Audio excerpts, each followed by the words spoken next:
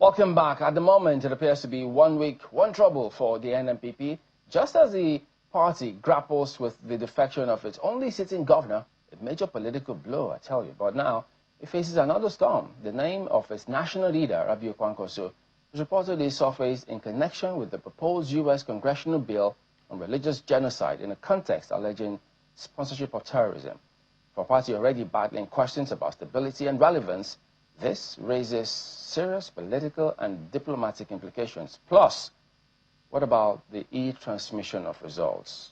Is the party satisfied with all of these narratives? Are they ready for the elections, or will they be ready?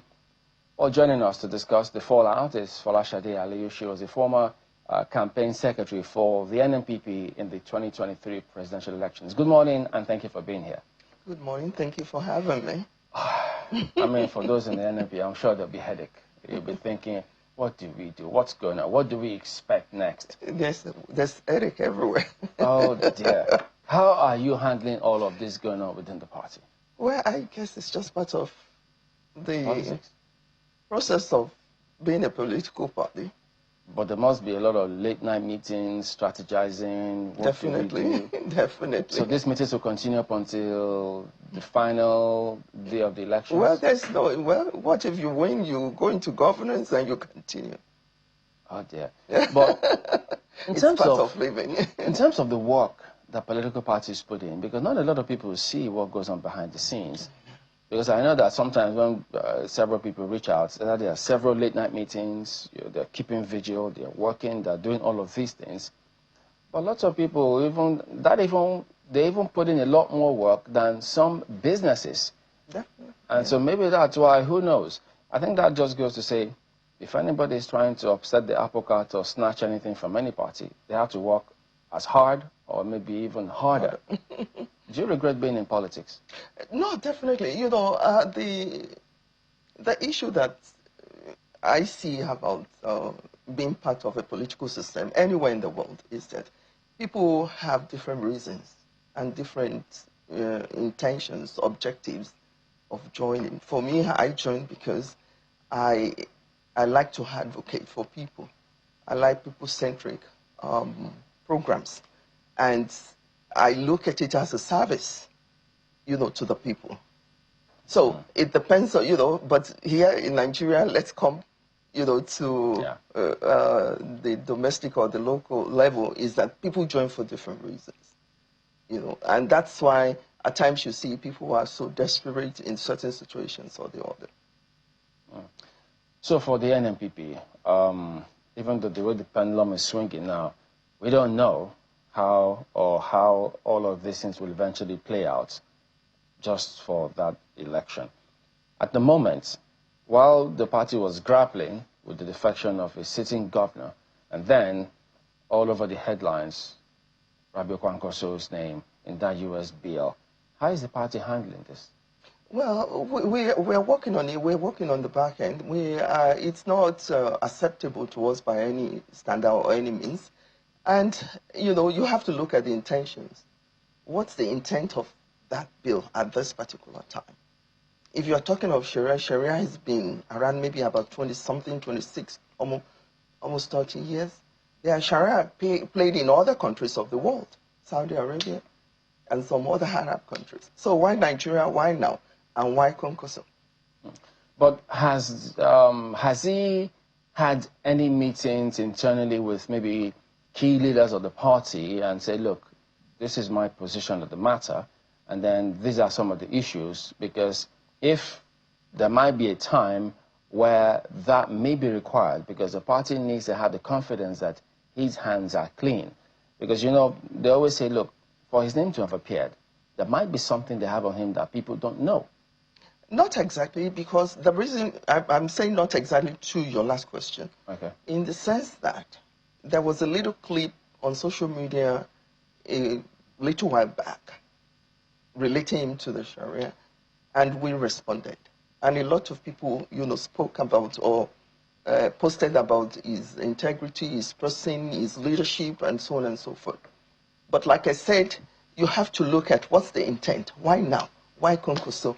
How can anybody in their right senses, put up a bill that is as important as talking about religion, terrorism and all of that, and then you single out one individual in this country, assuming we're 260, 270, assuming that 1% of that 260 million are in leadership, assuming it's even 0.01, that's a huge number, and you could not do anything but find an individual. So that tells you how malicious this whole arrangement. But it's not just him. There's a group that's involved. Well, it's a group. It's not aligned to spotlight. this group. There's no evidence that it's aligned to this group. They have not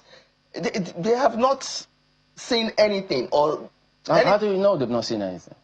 Well, if they have seen anything, if you look at this bill is about 20 pages long. Okay? Right. And then, it's in subsections. You state your claim, you state the benefits, the importance, and then your prayers or the consequences or the deliverables of the bill, one way or the other.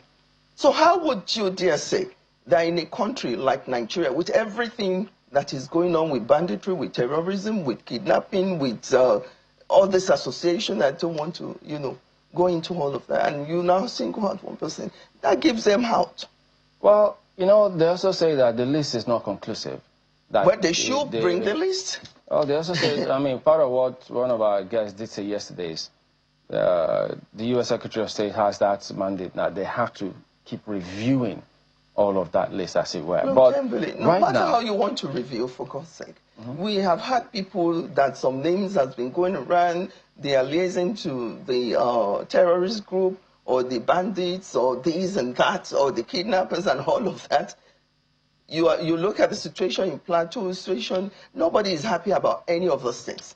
But for you to now, as a bill as important as that in the U.S. Congress, and then you can only identify one person that you want to align with these other organizations that is not even a member of and is not aligned with them in any form or shape, we absolutely reject that. That's not fair to anybody.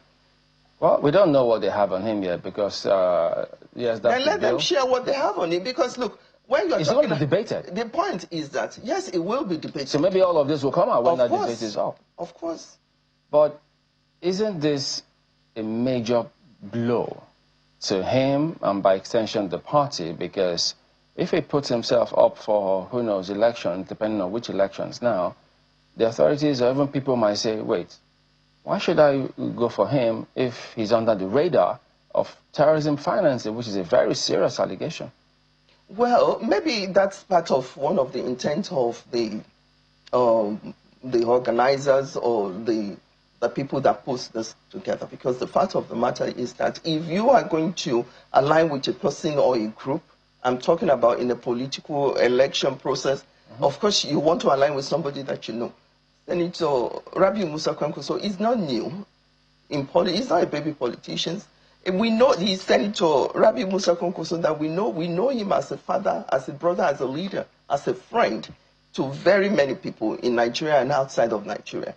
So if you now come and now say it's absolutely malicious, I cannot understand. I can't even comprehend it. I don't even know how they drafted that bill and they sat together and they decided that this is the approach. It's a very wrong approach from the beginning. And it's not going to go. I trust the U.S. Congress. They are very detailed.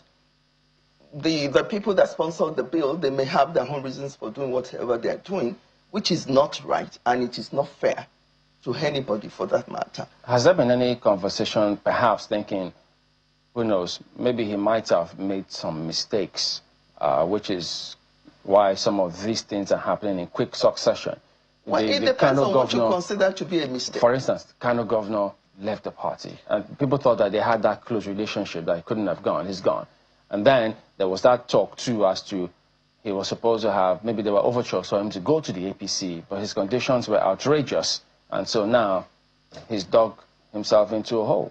See, the fact of the matter is that when political season, such as 2027, because of the awareness of Nigerians and so many other factors, it's coming up. A lot of consultation, a lot of things, a lot of alignment, margin and so on and so forth will happen.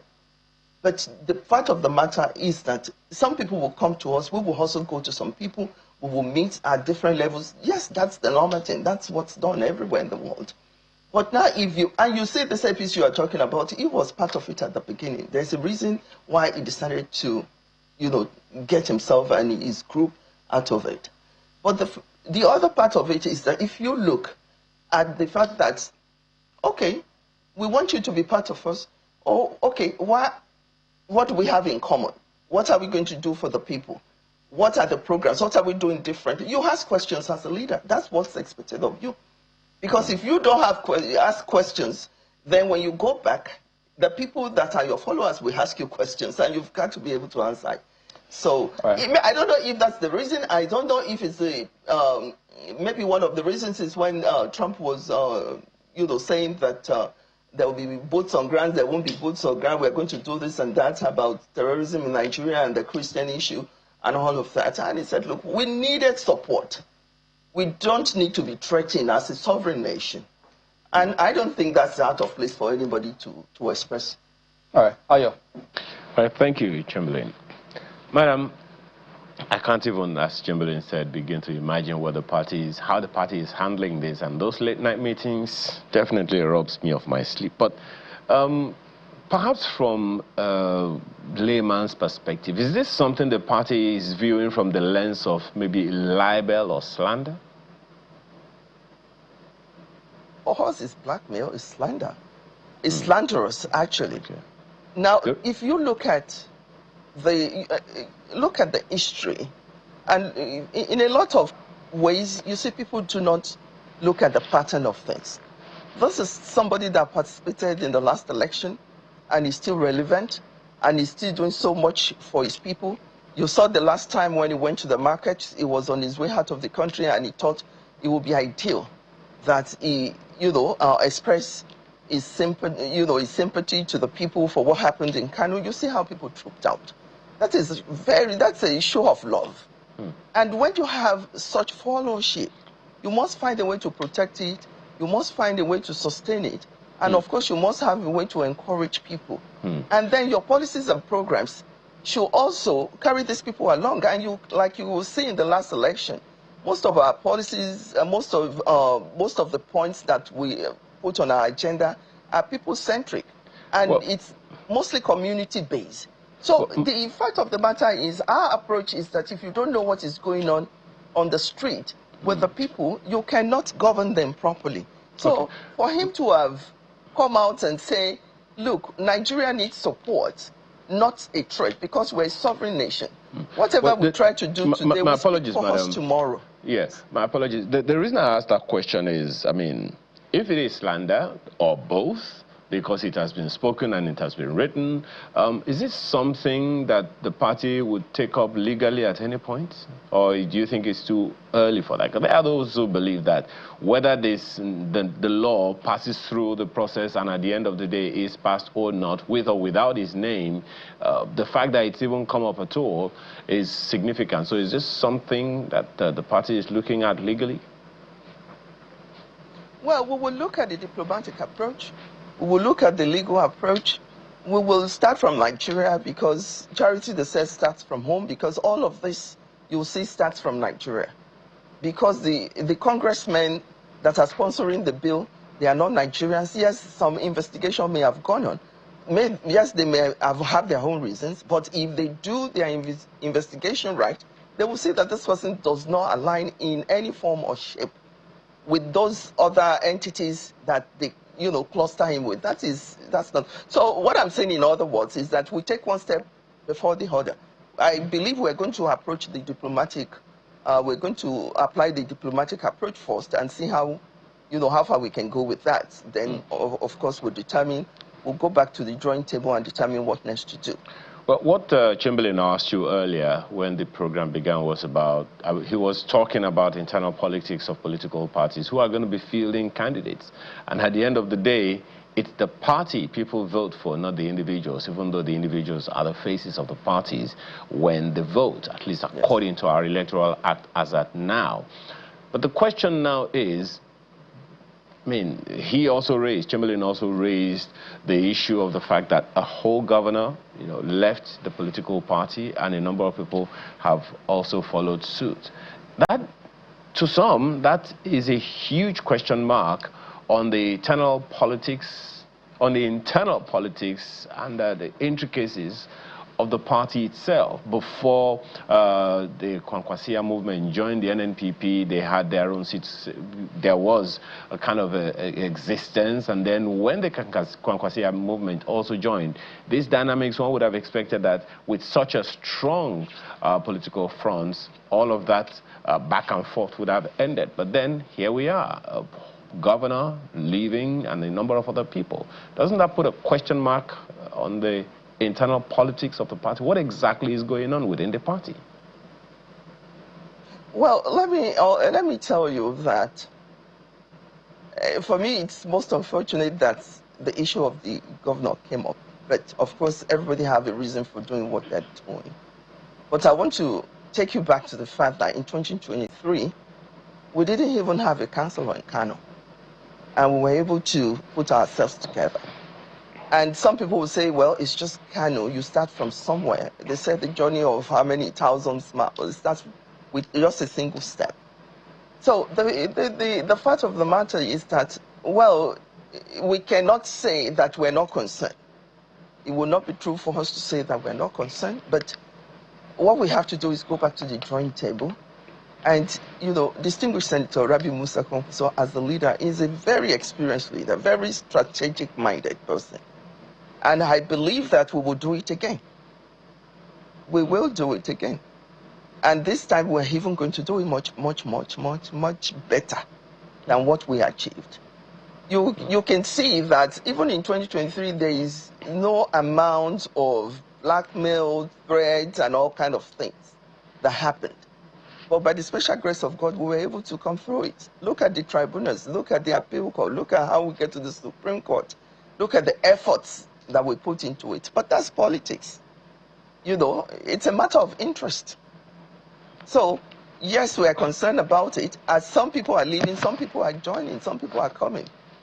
And like I said earlier, we are also reaching out to people. We are also trying to, widen our network and our worth. And when people see what you put on the table, when people see the policies that you want to put down, when people see the programs that you have, when people see what you put in your agenda for the people, I mean for the masses, they will look at it and say, so even though this has happened, a lot of people think it's so negative, but on the other hand, it has really helped us. We have gotten a lot of, I don't want to say sympathetic approach to this thing, because everybody knows the history about the history of distinguished Senator Rabi Musa Kwankwaso and His Excellency Governor Abba Yusuf Kabir. So the fact of the matter is, yes, it's unexpected. Yes, we are concerned, but we are sitting at the table, we are strategizing, and we have a formula to proceed, and that's just the way it is. Well, for all parties concerned. Yeah, I apologize, madam. I'm not sure that the question has quite been answered, because the reason that the governor gave for quitting was internal turmoil in the party. Of course, there are members of the NNPP who believe there is no internal division, but there are those who also believe there are internal divisions. Yes, you say that it is politics, but then for those who are looking at options of, okay, I don't like this party, I don't like this party, well, NNPP is looking like it, but this thing that I'm looking at, I'm hearing, is not really very, very pleasant. So what are the issues that people need to know, and how is it being handled? Well, you say a political party, I said it very clearly at some point, that it's a matter of interest. There is no political party in the world that you see that is at peace, is resting peacefully and everything, everybody is agreeing at the same time on the same issues, is practically impossible. So where we were in 2023, we're even at a better place now in terms of, the party, the strength of the party, and the cooperation of the members. We're at a better place now. But like I said to you, everyone has a reason, and you have to be able to justify the reason at times why you do what you do. and I just want to leave it, like that he must have had his reasons. And, a lot of us had approached him, even prior to now. And if he thinks his reason is superior to our appeal, then he has to make a decision. All right, let's wind down. I know it's early days, but the party in the state elections, you won by 128,000 odd votes to become governor. Is the party thinking, well, we may have to merge with the ADC, or are they still going to go solo? Oh, you mean at the presidential election? But or at the state election? Across board. Across board. At this point, like I said, we are consulting. Okay. People are reaching out to us. We are reaching out to people. And we still have a little time. I can't say that there's time, but there's still a little time. And when you have a party and a candidate that is people-centric, that is affectionate, compassionate about what is happening to people, especially the situation in Nigeria today, and he's a very accessible person. He accepts and respects people. So there are so many reasons why people join, the party that they join, or why they decide to be this way or that way. So we are hoping that we will do much better than 2023. One more thing. What does the party think about this amendment of Section 60, Sub 5 of the Electoral Act in terms of electronic transmission of results? Well, I think the party has made some statements one way or the other through the publicity secretary, national publicity officer of the party. But I know that what we stand for, or what we are proposing, or what we are supporting, in other words, is the real-time transmission of the result. And it can be done. You can say, the debate is still on. A lot of people are saying that we have the tools, the resources, and the things, ICT, satellite, all of those. I just think it's the political way. If we want to do it, we can make. It doesn't mean that when we do it first, it's going to be perfected or it's going to be 100% okay. But like in anything that we all do, as human, as you progress, you advance, and you make things better. So the political will, I think, is what we're all struggling with at this point. What about you? Are you considering running for election or something? What if your people say, hey, we want you to run, like politicians always say? Well, I enjoy working with Senator Rabi Musa-Konko. So, and for now, looking at the 2027 election, I think that working with him will serve the purpose that, personally will be fulfilling to me. But if the opportunity comes, yes, of course, that's why I'm here. All right. I thought as much. Folashade Ali was the campaign secretary for NNPP for the 2023 presidential elections. Thank you for coming on. Thank you very much. Thank you for having me.